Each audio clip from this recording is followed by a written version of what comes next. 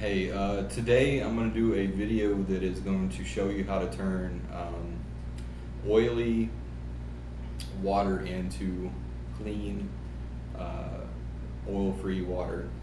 Uh, the video that I'm replicating is one that was done by a scientist, I believe it was in Pittsburgh, who created a polymer that was lipophobic, which means that it rejected oil, and it was hydrophilic, meaning that it attracted water.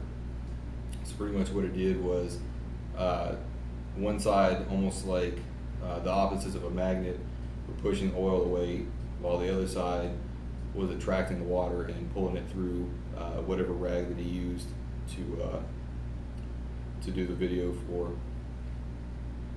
Today I'm going to use a simpler technique.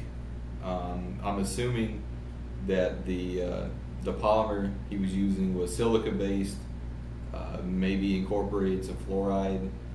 These are just hunches that I'm going off of. So today I'm going to use some ingredients, including ECA, that some are hydrophilic and some of these are lipophobic.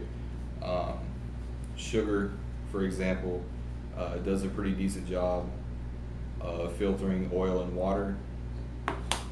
And of course, sand. Now right here we have some sand that I collected from the volleyball court in the apartment complex.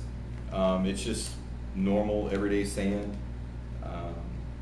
It's kind of brownish colored, kind of like the sand that you'd find at the beach in Louisiana. I'm sorry to say, guys, but in Louisiana we don't have the sandy white beaches that everybody knows and loves. That was even before the oil spill, so this will be more of a representation of what's actually being used. So without any more delay, I'm going to go ahead. Right here we got some sand and a paper towel. And I'm just going to get the sand and fold it over.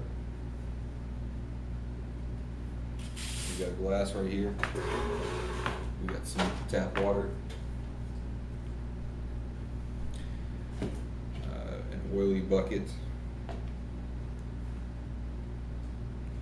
And I'm just going to shift the sand around so that it'll go all the way around the glass.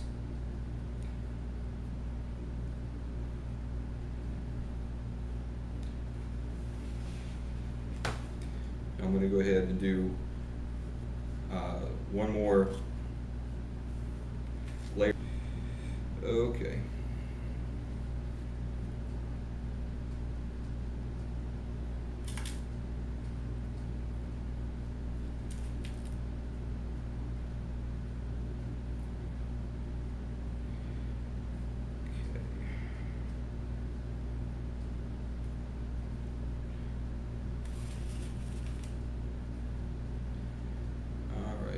We've got our sand, and now I'm going to do a small coating of sugar.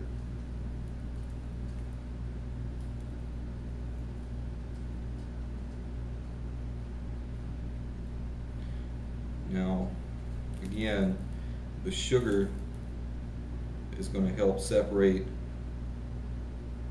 the oil and the water. And on top of that, I'm going to do a small coating of ECA.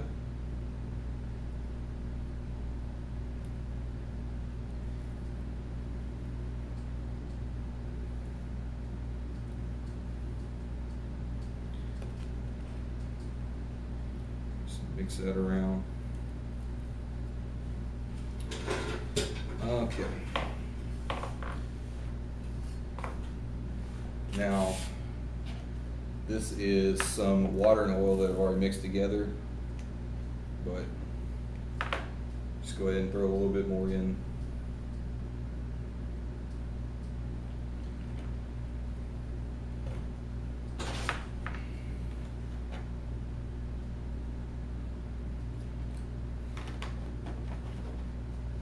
All right, give that a good stir. and let's go ahead and see what happens.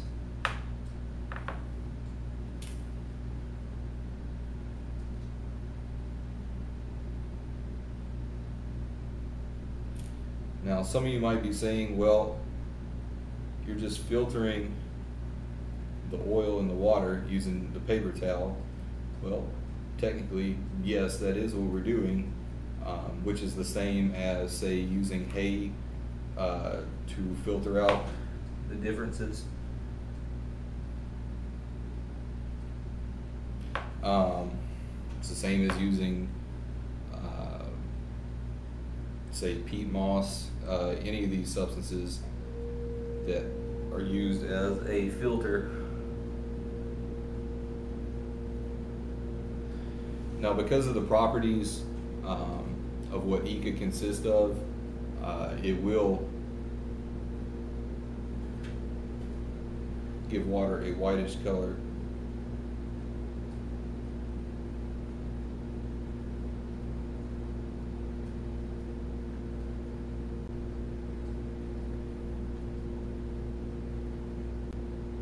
Now, this doesn't necessarily work as fast as the polymer coated rag, but again, I'm not a scientist. I'm just a guy who is in his apartment trying to create substances that work. So if I had a laboratory and the ability to experiment without having a full-time day job, then again, I might be able to come up with something that works a little bit faster. But for all intents and purposes, we're doing the same thing.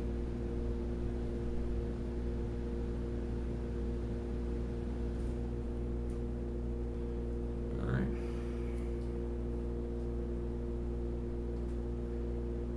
Now, a lot of the water has collected on the paper plate or on the styrofoam plate.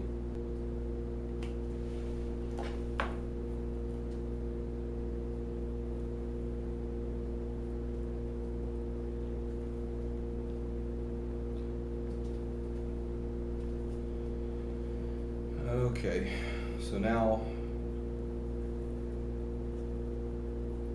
we've got a wet paper towel with oil-free water at the bottom and loose drainable oil up top.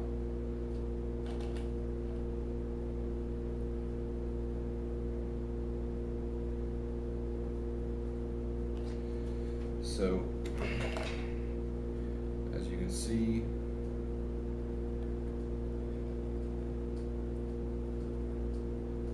there's the oil,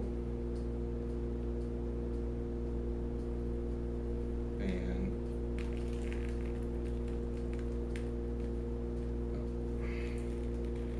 there's the water. So we have water that was oil free.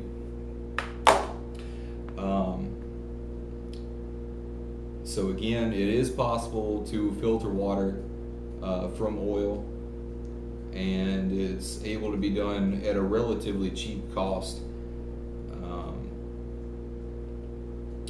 Again, if anybody wants to contact me and would like to possibly work with me, I'm trying to again get some bioremediation companies to contact me. I'd like to try combining ECA with a bioremediation agent, maybe a microbe, and I think it'd be a pretty powerful combination.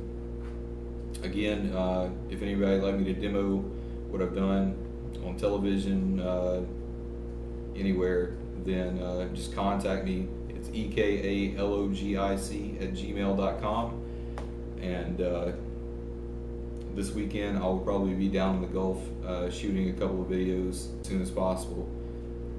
So that's all for tonight, and I hope you enjoyed the video, and stay tuned, there'll be more to come.